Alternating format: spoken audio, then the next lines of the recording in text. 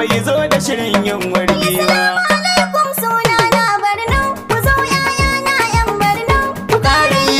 Shan barno, ku dafawa gwamnan barno, Profesa ya sukar kwino, ku ba shi haɗin kai 'yan barno, ya zo da shirin aiki barno, na bunƙasar ilimin barno, da hanyoyi a jihar barno, kowa ya wadata ga 'yan barno, a yau noma a jihar barno, matasa su yi sana'a barno, saman aiki ga mutan barno, an gudun ya jirar da ya bar barno, ya dawo gida ya iya zaune.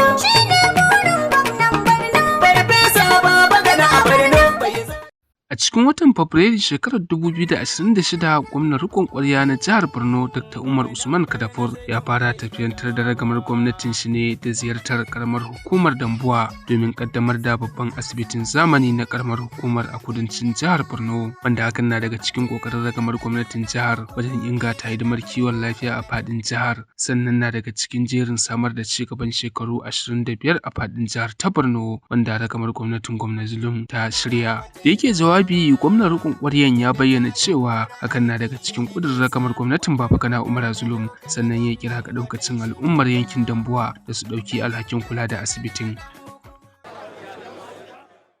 Hakanan a cikin watan Fabrairun ne gwamna Babagana Umara Zulum ya karbi bakuncin ambasadodi da suka hada da na kasar India da kasar Egypt da na kasar Indonesia, kasar Philippines da na kasar Turkiya da na kasar Malaysia da na Qatar, yayin da suka ziyarci birnin Maiduguri domin hidimar bada agaji.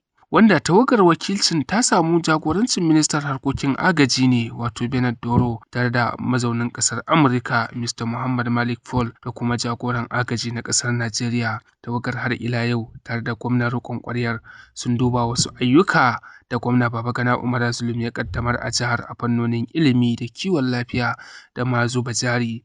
Da yake zartar da manema labarai, mazaunin ƙasar Amurka Malam Muhammad Malik Fall ya yi matuƙar yabawa ga gwamna Babagana Umara Zulum bisa irin ƙoƙarin shi na gina jihar Borno da samar da gagarumin ci gaba. Shirin ilimi da muka gani, musamman shirin ilimin 'ya'ya mata, horon sana'o'i da cibiyar kula da yara masu fama da rashin abinci mai gina jiki, duk waɗannan suna nuna irin ƙoƙarin da aka yi domin sauya yanayin wahalhalun da mutane ke fuskanta. Da yake jawabi, Mr. Jinƙai Bernard Doro ya bayyana cewa sun yi matuƙar farin ciki bisa irin ci gaban da aka samu a jihar Borno, duk da irin ƙalubalen rikice-rikice da aka yi fama da shi na tsawon lokaci a faɗin jihar.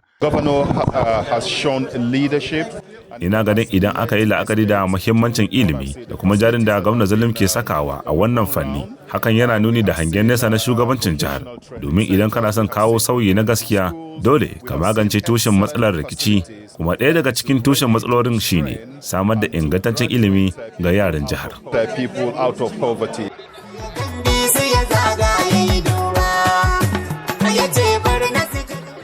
A cikin watan Fabrairu ne gwamnan rikon ƙwarya na jihar Borno ya ziyarci garin Gajiram a karamar hukumar Kanzai domin kaddamar da wasu ayyukan ci gaba guda 6 da suka hada da babbar kwalejin Islamiyya mai dauke da ajujuwa guda 48, wanda wannan kwalejin an makare ta da kayayyakin aiki na hidimar koyo da koyarwa irin su na'ura mai kwakwalwa, kayayyakin jarrabawa na zamani, ciyar da abinci kyauta ga ɗalibai da kayayyakin koyo na karatu. Sannan kuma ya kaddamar da makarantar sakandaren mai ɗauke da gine-gine guda 10 a Gajiram. Kana ya kaddamar da ayyukan da suka hada da babban asibiti na Gajiram, mashayar ruwa mai amfani da hasken rana, shagunan yin kasuwanci, hasken tituna na kan layukan wucewar al'umma. Kazalika mazaunin shugaban karamar hukumar ta Ganzai da kuma wani aiki na musamman a fadar hakimin na Ganzai. Da yake jawabi, gwamnan roƙon ƙwaryan ya jaddada ƙudurin ragamar gwamnati a fannin kiwon lafiya da kuma gyare-gyare da ayyukan farfadowa daga halin ni'asu da jihar ta tsinci kanta na tsawon lokaci, cewa hakan shine jagoranci kamar yadda Hausawa ka ce gani ya kori ji. Wannan babban asibitin gwamnati shaida ce ta ƙoƙari da muka yi domin ƙarfafa gine-ginen kiwon lafiya, faɗaɗa damar samun ingantattun ayyukan lafiya da kuma kare lafiyar al'ummarmu. Babu wata al'umma a jihar Borno da take da nisa ko kusa wacce har ta rasa cancantar samun ingantaccen kiwon lafiya. This reality created a clear and urgent need for a secondary healthcare facility. A nashi jawabin, mamban da ke wakiltar yankin Manguno da Ganzai a majalisar wakilai, injiniya Bukar Talba, ya matukar yabawa ga ayyukan da gwamnatin jihar ta yi, musamman irin yadda al'ummar yankin shi ke cin amfani.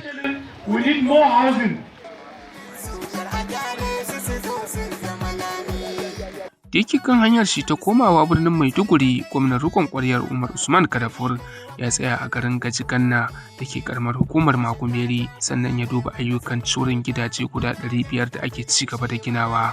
Gwamnan rikon ƙwaryar ya samu tarba daga wajen shugaban karamar hukumar Dr. Ali Lawan Yaumi, sannan ya zartar da shi cewa wannan aiki ne da za a maida kimanin 'yan gudun hijira na garuruwa 4, sannan za a kammala shi ne a watanni 3 masu zuwa.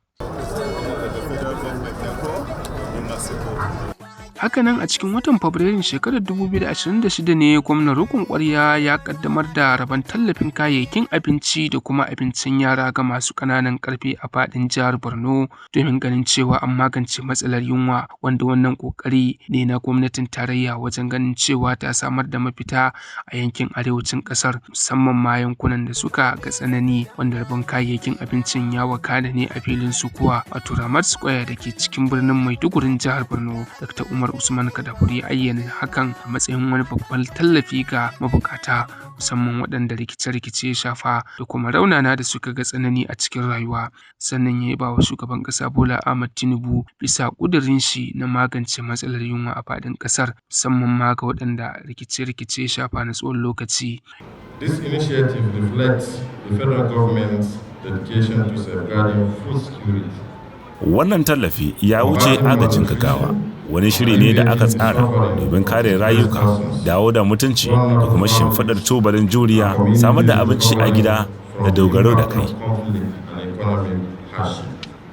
Hakanan gwamnan ya yaba wa ministan jin ƙai wato Dr. Bernard Doro bisa ƙoƙarin rage raɗaɗin yunwa a cikunan al'umma. Cewar ministan jin ƙai Dr. Bernard Doro, hidimar jin ƙan za ta kewaya ne ga kimanin jihohi guda 10 da suka haɗa da jihar Borno, Adamawa, Yobe, Benue, Niger, jihar Plateau, jihar Katsina, Zamfara, Sokoto da Kebbi.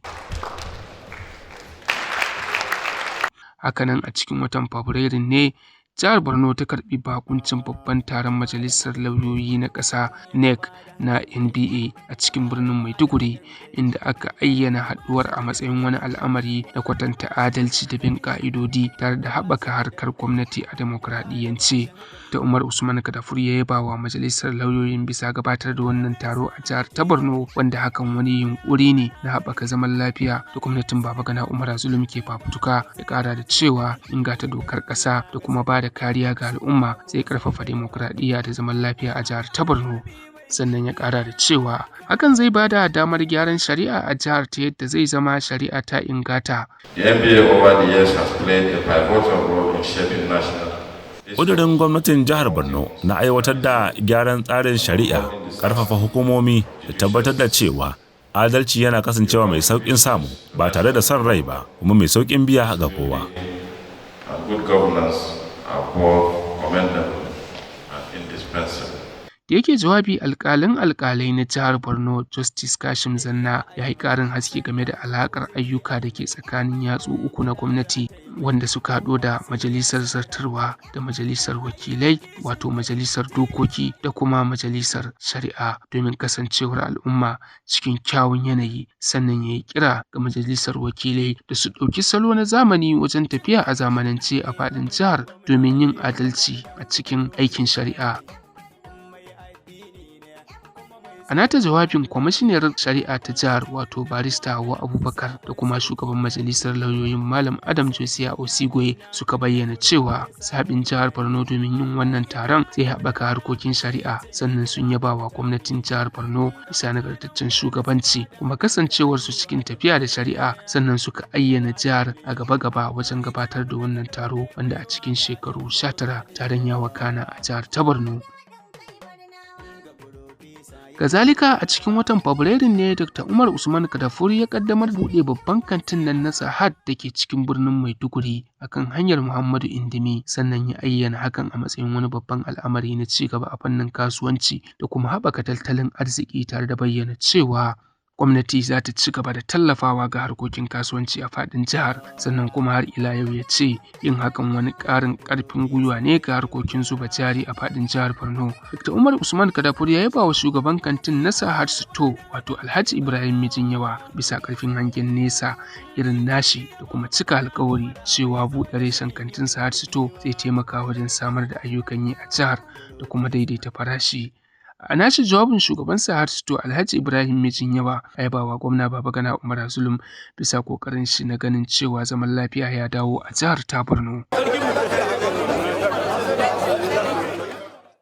Hakanan a cikin watan Fabrairun ne gwamna Babagana Umara Zulum ya dawo daga hutu inda ya karbi ragamar gwamnatin jihar da ya bawa mataimakin shi Umar Usman Kadafur. Gwamna Babagana Umara Zulum ya kaddamar da ban tallafin kayayyakin abinci na watan azumi wanda ya kinta kimanin mutum 300 daga sassa daban-daban na ƙananan hukumomi 27 da ke faɗin jihar Borno.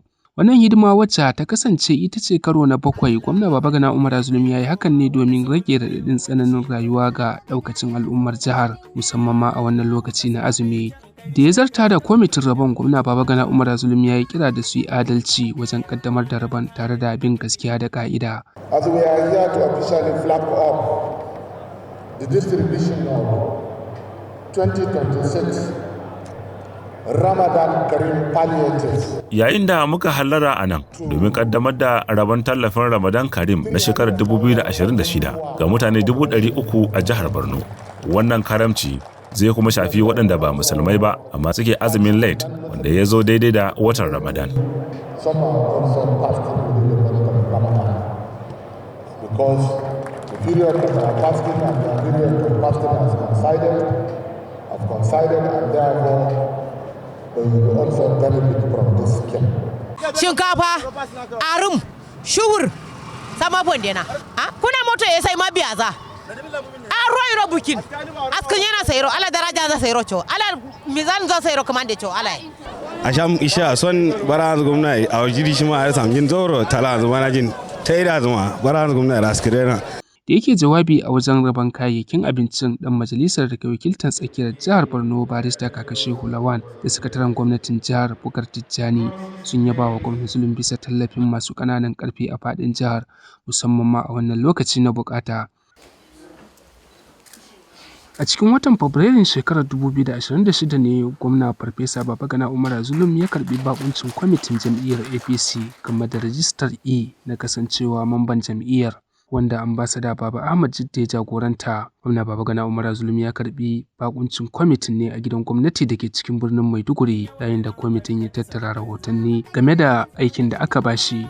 Gwamna Babagana Umara Zulum ya yaba wa ambasada Baba Ahmad Jidda bisa kokarin tawagar tare da tattara bayanan cikin kankanin lokaci ya bayyana cewa lalle za a yi kokari wajen ɗabbakawa tare da zartar da shawarwarin da suka kawo.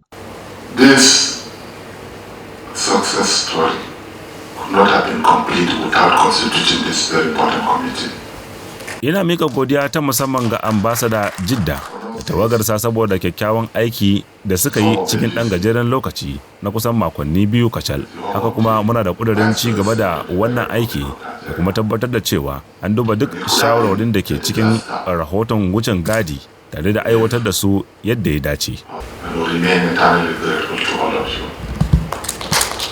Gwamna Babagana Umara Zulum ya ƙara da cewa kwamitin ba wai ɗaya don gabatar da wannan aiki ba ne, bal yana da muhimmanci wajen ilmantar da mai zaɓe tare da yin kira ga kwamitin kan wayar da al'umma domin gudanar da hidimar zaɓe cikin aminci. Da yake nashi jawabin ambasada Baba Ahmad Jidda ya bayyana cewa kwamitin ya zaga yankuna 3 na faɗin jihar tare da ganawa da masu ruwa da tsaki na jam'iyyar domin tabbatar da hidimar cikin haɗin kai da kwanciyar hankali. Kwamitin har ila yau ya ba da shawarwarin kafa ofisoshin jam'iyyar a kowane yanki daga cikin yankuna 3 na faɗin jihar domin ƙarfafar jam'iyyar a matakin farko wato ƙananan hukumomi. Hakanan a cikin watan Fabrairu ne gwamna Zulum ya ziyarci Mafa wato ainihin mahaifar shi domin taron jam'iyyar APC da ya gudana a kowane fanni na fadin ƙasa da yake zartar da mabiya jam'iyyar bayan kammala hidimar gwamna Babagana Umara Zulum ya bayyana godiyar shi bisa yadda hidimar ta gudana cikin aminci sannan ya yaba wa shugabancin jam'iyyar a matakin ƙasa domin haɗa tawagar kula da hidimar zaɓen jagoranci wanda ya kammala a kyakkyawan yanayi. Gwamna Babagana Umara Zulum ya gode wa mabiya jam'iyyar tare da ma sauran masu ruwa da tsaki a ƙaramar hukumar Mafa, sannan ya kira ga waɗanda aka zaɓa da ba wa maraɗa kunya a cikin aikinsu. Na yi farin ciki da yadda aka gudanar da wannan aiki cikin kwanciyar hankali, babu rigima, babu ɗacin rai, kuma wannan shine ruhin iyalan jam'iyyar APC. Ina yabawa kwamitin da headquarter APC ta ƙasa ta aiko saboda ƙwazo da adalci da suka nuna ga sababbin shugabannin da aka zaɓa. Wannan ba don ɗaukar kai ba ne, amma don ɗaga darajar jam'iyyar a matakin ƙasa. Ku ne mafi kusa da al'umma, kuma dole ku yi aiki domin haɗa kan mambobi da ƙarfafa tsarin jam'iyyarmu. Kwamishinan harkokin kiwon lafiya Farfesa Babagana shi ne ya jagoranci kwamitin unguwanni yayin da ofishin hukumar zaɓe na ƙaramar hukumar Salihu Muktari ya kula da dukkan hidimar. A tare da gwamna akwai mataimakin shugaban jam'iyyar APC na ƙasa Alibukar Dalori da sanata Kaka Shehu Lawan, kana ɗan majalisar da wakiltar Chibok Dambuwa Goza Muhammad Jaha Babawo, kuma kakakin zauren majalisar jihar Borno. Hakanan daga cikin tawagar gwamnan akwai shugaban jam'iyyar APC na jiha Bello Ayuba, sanata Baba Kaka Bashir Garbai da sauran 'yan jam'iyyar. Hakanan a cikin watan Fabrairu ne gwamna Zulum ya amince da cire kuɗi kimanin naira biliyan 12.9 domin ɗaukar nauyin karatun 'yan asalin jihar wanda aka ɗauki nauyin domin su yi karatu a fannin harkokin jirgin sama a jami'ar Isha Balami ta harkokin jiragen sama wanda take da ƙwarewa wajen ba da horo.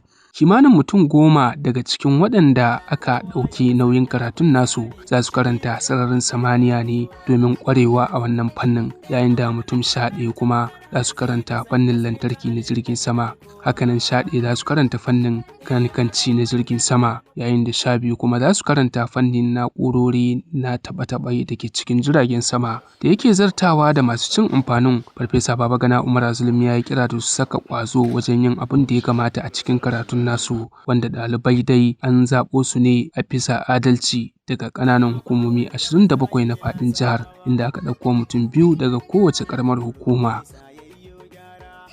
Da yake jawabi game da zaben ɗaliban, kwamishinan ilimi na jihar Lawan Abbo Kilbe ya bayyana cewa a karan farko dai kimanin mutum 3,000 ne suka nema aka tantance zuwa 200,000, sannan a ƙarshe da aka yi jarrabawa mutum 54 suka yi nasara.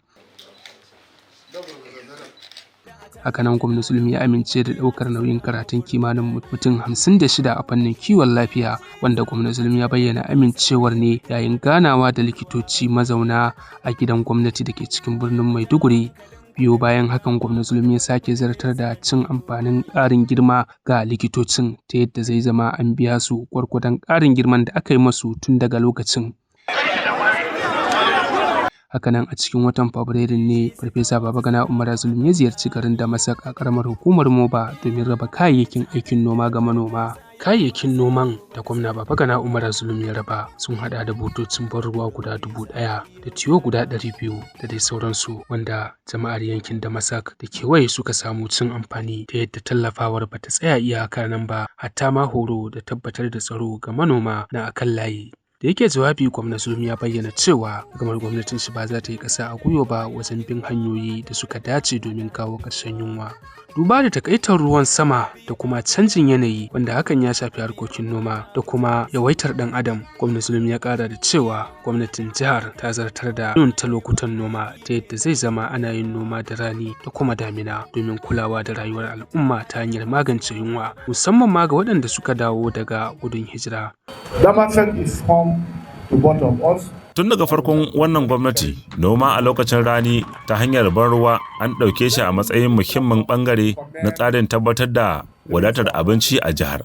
Saboda la'akari da ƙalubalen noma da ruwan sama kaɗai ke samarwa, musamman dangane da sauyin yanayi, matsalolin tsaro da ƙaruwar yawan jama'a, gwamnati ta aiwatar da tsarin noma sau 2 a shekara domin tabbatar da noman da zai gudana duk shekara. Federal Ministry of Agriculture, Borno State has never received such support from any other minister rather than him.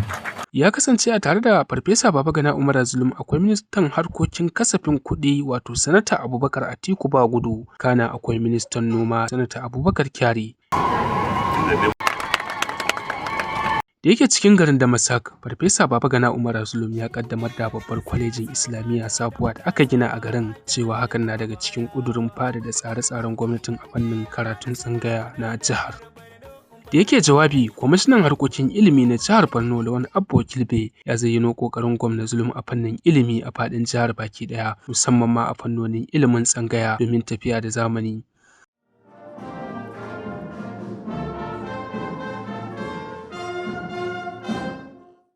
Hakanan a cikin watan Fabrairu ne gwamna Zulum ya ziyarci fadar shugaban ƙasa a Abuja, Najeriya domin tattauna batun inganta alaƙa tsakanin addinai, inda kira ga shugabannin musulmi da na Kirista da su tallafa wa raunana masu ƙananan ƙarfi, sannan ya bayyana cewa ci gaba ba zai wadatu ga kowa ba har sai ya isa al'umma a matakin farko, wato ainihin na karkara.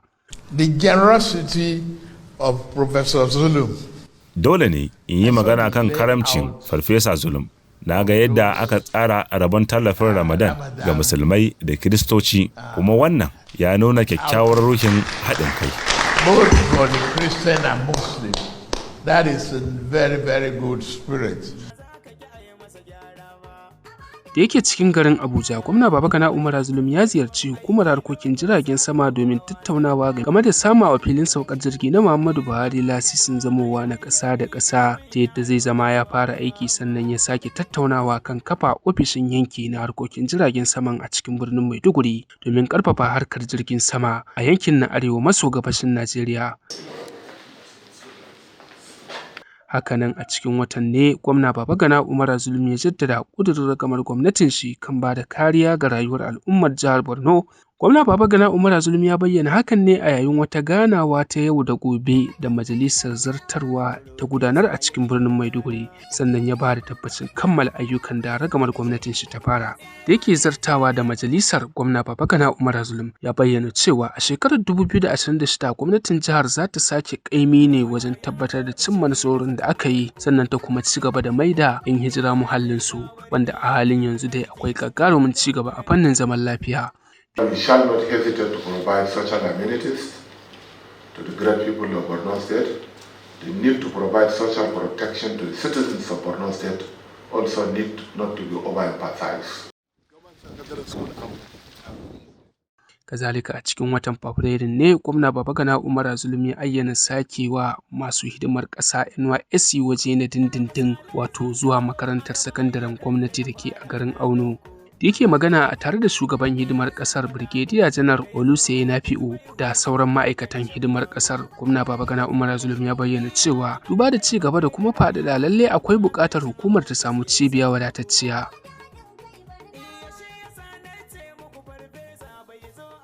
A nashi jawabin, shugaban hidimar kasar Brigadier Janar Olakunle Nafi'u ya ba wa gwamna Zulum bisa karfin hangen nesa, duba da yadda hidimar ke sake girmama, sannan kuma ya ba mashi bisa gayyatar kwamandan operation haɗin kai da sauran manyan dakarun soji. We shall lay the foundation laying ceremony of the JAM office as well as the CBT center. A cikin watan Fabrairu ne gwamna Babagana Umara Zulum ya kafa babbar cibiyar jarrabawar JAM wato CBT ta yankin arewa maso gabashin Najeriya, wanda take a cikin birnin Maiduguri a hanyar Dikwa. Shugaban hukumar ta JAM Farfesa Ishaq Oloyede, wanda ya zuba tubalin ginin cibiyar tare da gwamna Babagana Umara Zulum da sauran manyan gwamnatin jihar, ya ba wa gwamnatin jihar Borno bisa wannan kokari cewa idan aka zartar da shi ta zamo ɗaya tamkar dubu wacce babu irinta a faɗin ƙasar baki ɗaya. Gwamna Babagana Umara Zulum ya bayyana cewa samar da cibiyar irin ta Maidugurin a kowane ɗaya daga cikin yankuna uku da ke a faɗin jihar ta Borno, to yankin arewaci da kuma kudanci. Ina so na yi amfani da wannan dama wajen yabawa gwamna Zulum da tawagarsa bisa kyawawan ayyuka da suka shafi dukkan ɓangarori, musamman ɓangaren ilimi. Ina kuma kira ga sauran gwamnonin jihohi da su yi koyi da wannan kyakkyawan aiki. Very, very wonderful, and we appreciate the governor for that. Thank you. Gwamna Zulum ya karkare ayyukan shi na watan Fabrairun shekarar 2026 ne da gayyatar masu daraja na jihar domin yin buɗe bakin azumi a gidan gwamnati da ke cikin birnin Maiduguri. Daga cikin waɗanda suka halarci hidimar buɗe bakin akwai 'yan majalisu na jiha da na tarayya, kana akwai dattawan jihar Borno, akwai shugabannin hukumomin tsaro da dai sauran ma'aikata. Da yake jawabi yayin buɗe bakin, Gwamna Zulum ya bayyana yabawar shi da kuma godiya ga kowane fanni duba da gudunmawa da tallafawarsu cikin tafiyar da ragamar gwamnatin shi a faɗin jihar. Masu jawabi a wajen taron sun yabawa gwamna Babagana Umara Zulum bisa nagartaccen shugabanci da kuma ƙarfin hangen nesa irin nashi. Jiniya Babagana Umara bai zo da shirin yin wargi ba. Mu ba da haɗin kai Barnawa. Profesa yayyo gyara. Jiniya Babagana Umara bai zo da shirin yin wasa. Almusawwir kai na saka farko kamar ko yaushe idan na zo. Allah a haɗin kai kowa wani solo biyo wani shi gwarzo. Babagana ya zo da shirin gyara. Allahu ka sami kyan karshe ka tikan mai idan mutuwa ta zo. A bada haɗin kai Barnawa. Ba dan halin da muke yi ba dan yawan rahamar ka da san manzo. Babagana ya zo da shirin gyara. Tsira da aminci kara gunsa yawan ya wuce adadi na hazo. Bada haɗin kai Barnawa. Manzan rama kai da kalki wannan da baka yi kamar shi ba. Mu ba da haɗin kai Barnawa. Ga Profesa yayyo gyara.